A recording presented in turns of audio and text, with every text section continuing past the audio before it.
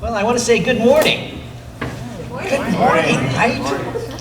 It's great to be able to say good morning. And welcome to Momentum Christian Fellowship. Good morning, right? Since for many months, it's been good afternoon at 2 o'clock in the afternoon. And so welcome to our very first Sunday morning service. Yeah. And now what, right? Now, what, that's the question right now, right? Now we have a great place to meet. We have a new website, great time to meet, worship. We've got Zoom small groups going on. So much. Now what? How do we take these many advantages that God has given to us at this point in time and do what God would want us to do? Make a difference, grow, touch the lives of people with the love of Christ. Or in great biblical terms, bear fruit, right? Isn't this now the question for today? Like today, like right now. That's the question for us, right?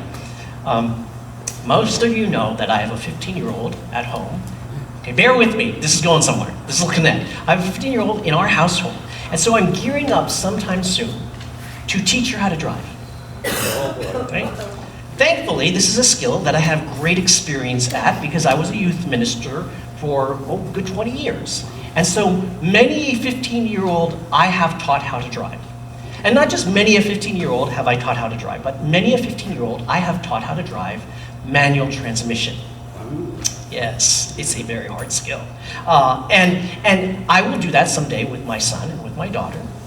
The very first lesson that I teach any one of my manual transmission students, not how to adjust your seat or your mirrors or 10 and 2 on the wheel, none of that. The first manual transmission lesson that I give is I explain what is happening down under in the actual transmission.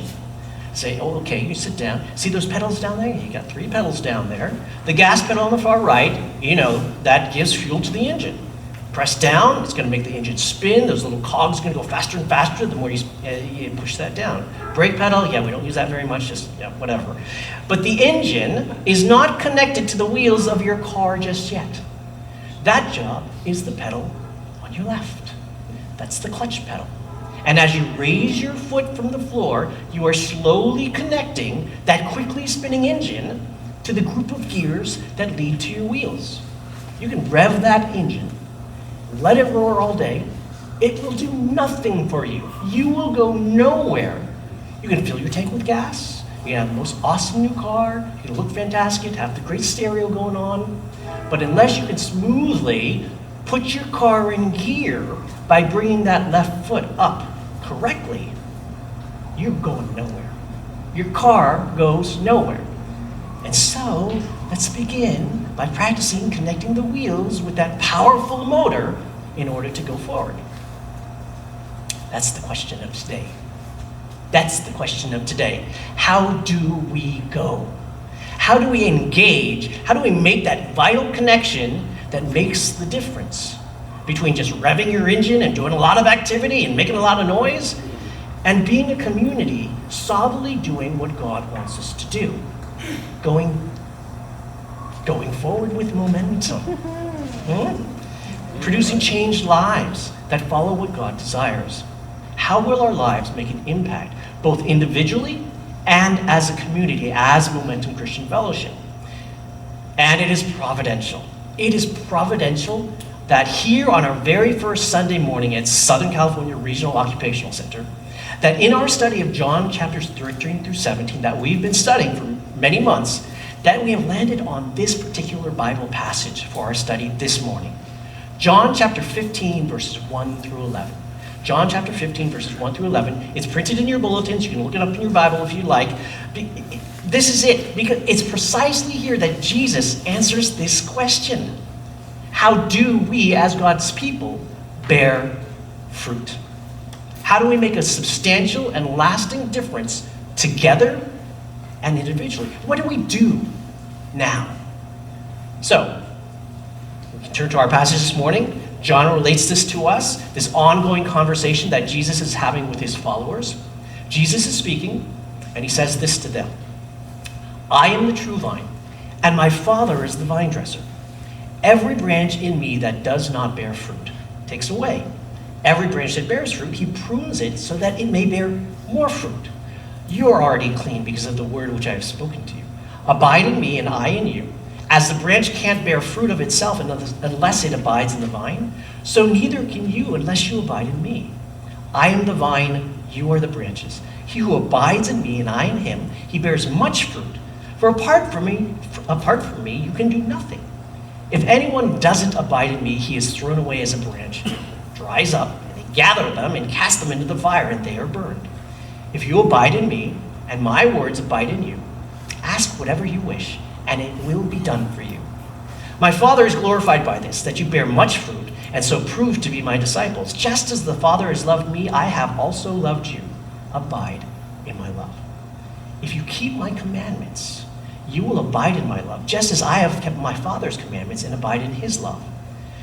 These things I have spoken to you, so that my joy may be in you, and that your joy may be made full. Big, momentous passage, packed with lots of truth, right? Yeah. But it's also very unique. Unique in the sense that Jesus, he just launches into it. Just, whoa! Usually our studies so far, we spend lots of time on context, right? Figuring out, why is Jesus speaking about this topic? What question is Jesus answering of the disciples? How is this impacting his followers in this moment in history? John chapter 15 seems out of thin air. There's no question that Jesus is answering. There's no previous comment from a follower that Jesus is addressing. And even though Jesus leads off our passage with a very, very famous formula, if you've read the book of John, then you kind of know this formula. Jesus has been saying, I am this and I am that throughout the book of John. This is his formula. He says, I am the bread of life. Or he says, I am the way. Or I am the good shepherd. Even though here Jesus says, I am the true vine, every time Jesus has invoked that formula, throughout the book of John, he's done that in the context of comparing himself with other things. He did that here with when he says, I am the bread of life. It was after the feeding of the 5,000. And people were like, we want more bread. And he goes, no, I am the bread of life. He's the way. Remember, Thomas was asking for a guide? The Thomas guy? No, he was asking for a map, right? He was asking for, where do we go left? Where do we go right? No, Jesus said, no, I am the way and the truth and the life. He is the good shepherd, he says, instead of the religious leaders of the day. They were all these statements of contrast. So why? Why does Jesus launch into this, I am the true vine, out of nowhere? It appears that our contextual clue this week is right in the verse before this passage. Here it is, in John chapter 14, verse 31. Right? In that verse, we read that Jesus says, so that the world may know that I love the Father. I do exactly as the Father commanded me. Get up, let us go from here.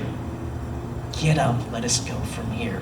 And so because of this, get up, let us go from here, we know that right after chapter 14, they get up and they went from there, right? Jesus' disciples, they were in this place of celebrating the Passover in this upper room in Jerusalem. Now, after they get up and they go from there, where are they going? They eventually end up in the Garden of Gethsemane, which is on the outskirts of Jerusalem, where Jesus will eventually be betrayed. Not coincidentally, if Jesus and his disciples do get up and take this path, they would then be in full view of the Jewish temple, the most imposing, the most significant building on their way. And adorning the temple on its front facade, they would see the national emblem of Israel itself, a great golden grapevine. Israel, in their minds, was God's great vineyard. Isaiah 5:7, Isaiah declares, the vineyard of the Lord of hosts is the house of Israel, the men of Judah, his delightful plant. And so when thinking of what kind of statuary should we put to adorn the temple, the builders chose to illustrate this dedication to the nation and their dedication to their people by sculpting this big structure. And so in this context, this great vine is on this structure. Jesus and his disciples, as they walk and they talk, they would be seeing the great temple, walking in view of this gigantic vine, prompting Jesus to say, I am the true vine. Once again, he's doing this. He's always done this. With these I am statements in the book of John, he's providing a contrast. Whereas before the disciples thought, oh, our nation is the vine of God. That we're fighting for Israel. Everything's going to be blessed through Israel. And all of our allegiance and our purpose is going to be rooted in this nation. God was providing for, and through this country of theirs, they thought. Now Jesus says, no. You don't owe your allegiance to a country. You don't owe your allegiance to a people. Jesus is who you owe your allegiance to. And it is through Jesus, blessing will come and go out into the nations. That's the context. And then Jesus describes two relationships. Two relationships in this passage that explain to us how we can produce a real and substantial impact as a people. To be the ones through which blessing comes into and out to the nations. As individuals following Jesus, who is the true vine. First relationship that Jesus describes is the relationship between the vine and the gardener. The vine and the gardener. Vine and the gardener. We find this immediately in this passage. He says, I am the true vine. My Father is the vine dresser. Simpler translation would be that God the Father is the gardener. The one that takes care of the health, the production, the everyday well-being of the vine. As such, God the Father does everything to maximize the growth of the vine. He does it in two dimensions. First, God the gardener clears the dead branches. Jesus says in verse 2, the branches that are not bearing fruit, the gardener takes away. And later in verse 6, if anyone does not abide in me, he is thrown away as a branch and dries up. And they gather them and cast them into the fire, and they are burned. The gardener takes away the pretenders, those who look like they're part of the vine, but there's no life coursing through them. There's no fruit being produced, no relationship with the vine. These people are not abiding in Jesus. These are the church attenders. These are the seat fillers who might enjoy coming to church, but they have no faith in Jesus at all. And they have no intention of embracing faith in Jesus. No, they don't want to pursue faith at all. Jesus says God the gardener takes these branches away eventually because they interfere with the fruit bearing of the true branches. That's the gardener's first function, clearing the dead branches. His second is that he prunes the fruit bearing branches. Every branch that bears fruit, he says, he prunes it so that it may bear more fruit. Jesus uses this word for pruning that can be translated as to make clean or to purify. To make clean or purify. In other words, the gardener is in the business of refining, taking the life of the believer or the believing church and making it more effective, drawing it closer to himself, making it better at serving him. But that process is a process of pruning. It's a painful procedure of taking away distractions, taking away unfaithfulness, taking away idolatry from our lives. But the end result is that believers become better at producing fruit, more mature.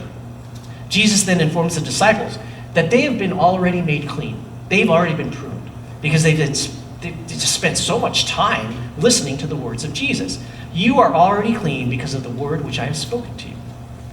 Disciples are currently not in need of pruning. This comment, though, it reveals to us that the gardener's main pruning tool, we listen to and we apply what he has spoken to us. God's words are the instrument of pruning. All in all, the gardener, through clearing and pruning, is providing the right conditions for flourishing in a life with him, for doing good, producing good things, resulting in relationships and character and impact. Every good result that comes out of our lives, God is producing that through us. Good fruit. That's the first relationship that Jesus unpacks between the vine and the gardener, God the Father. The second is between the vine and the branches. The vine and the branches. This is how Jesus is tied to those who believe in him with us, right? He says in verse 5, I am the vine, you are the branches. He who abides in me and I in him, he bears much fruit. Apart from me, you can do nothing. He illustrates that he and we are connected in such a way that our ability to make an impact is dependent on how we draw life from him. And Jesus describes this relationship as abiding. We've talked about this before, many weeks. Drawing from and being dependent upon and being a part of. This key to this abiding revolves around one resource. Again, the words of Jesus. If you abide in me and my words abide in you, ask whatever you wish and it will be done for you. And so in this connection, what's flowing from Jesus into us are words. That's what's flowing into us. His words produce good and substantial and important ends in our lives. As we harmonize with God's words, our hearts and our values adhere to the values of Jesus. And so when we ask according to those words, God produces results in our lives. Good, God-glorifying results. It's this illustration of unity of purpose. When the branches are connected to the vine, we're going the same way. We want the same things. The vine is going to provide the necessary resources so that there is a harvest, so that there is good fruit. So, Jesus is the true vine, the source of all good things produced in our lives. God the Father is the one that's nurturing the right conditions for growth. And we are the branches in all of this. We are the branches. We are the last mile in the delivery system. God uses us as a redemptive power in the world. We are the hands and the feet and the eyes and the ears and the arms. We are the visible expression of Jesus to our world. And as such, we need to constantly and strongly be connected to the true vine, Jesus. And as we adhere to the truth of his words, Jesus then produces good things in and through us. So many applications we can take away from today, right? But the principal application is this. It's clear. If we want to make an impact on a personal level and as Momentum Christian Fellowship, what we need to do every single day in order to be doing good and solid, lasting work, producing lasting and meaningful results, well, what do we do then? What do we do then? First, we need to daily declare our dependence on God. Daily declare our dependence on God. To acknowledge moment by moment in everything that we do that we need the strength and we need the wisdom and we need the power and the love and the faith and the insight, everything that we need in life, we need to acknowledge we don't have those things. I just don't have them. And then, only then, can we serve and love and live and do and draw everything from Christ, that we fully depend on Jesus. This is the heart of the vine illustration. This is what biblical abiding is. That when we live with God himself, when we stand next to God, we see how tiny we are and how big he is and all of his resources are and how he is the source of everything that we have and we are not. He's the great engine that is providing the power to go forward. And while we think we have our own smarts, while we think we have our own energy, we know that when we are not dependent upon God, our lives quickly unravel. Quickly unravel. Whatever efforts we attempt without the vine, lack substance, lack satisfaction. There has been in the news lately a lot of news, a lot of talk about billionaires going into space. Lots of billionaires going into space. They don't stay there for some reason, but they and they charge other millionaires to go into space with them, right? What doesn't get a lot of airtime is this alternative project that scientists have been working on for years to get lots of people into space, much more cheaply, actually in a much more eco-friendly way. I have two words for you. Space, elevator. Yes, space, elevator. Yeah, no, really, yes, really. What is a space elevator? It is exactly what it sounds like. It's where a space traveler gets into a pod or a lift or whatever. The door is closed, and that pod then follows a super strong cable up.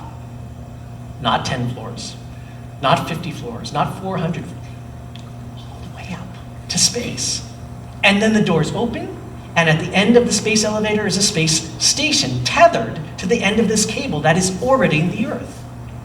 No more launches, no more big plumes of smoke, no more harmful rocket fuel, no more debris just falling out of the sky left and right onto your roof, people blowing up, maybe even no more space suits.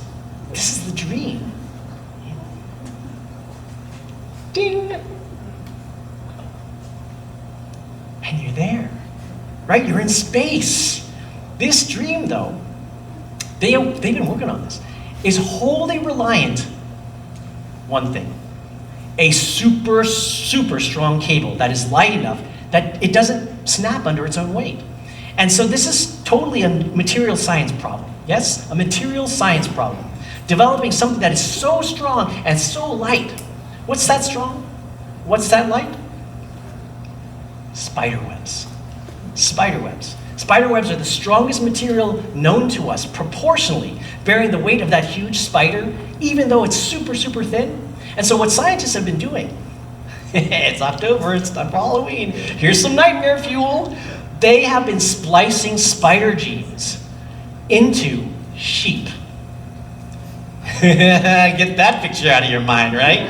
They've been splicing spider genes into sheep. Now the sheep, they come out and they're fine looking, right? They don't have like 8 legs and big crazy eyes.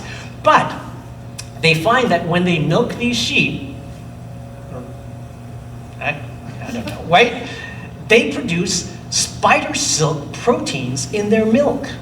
And they've been trying to craft that stuff into threads like space elevator cables.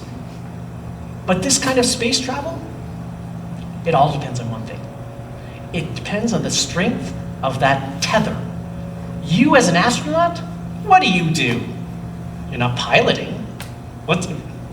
Press the button, right? There's top floor and there's bottom floor. There's no withstanding G-forces and being really fit because you're, got the engine. No, there's no landing. There's no toughness involved. You're just on for the ride. Supplies, everything you need on that space station, you detach. It's all there. You as an astronaut, there's nothing. Everything depends on this one strong cable. It will bring you food, it will bring you supplies, it will bring you everything that you need on that space station. You detach from that space elevator cable, you're flung out into space. Neat technology, but totally dependent on this one lifeline. We have to realize that we are in that relationship with God, where everything goes, everything works. We work because of a singular connection, and we produce nothing.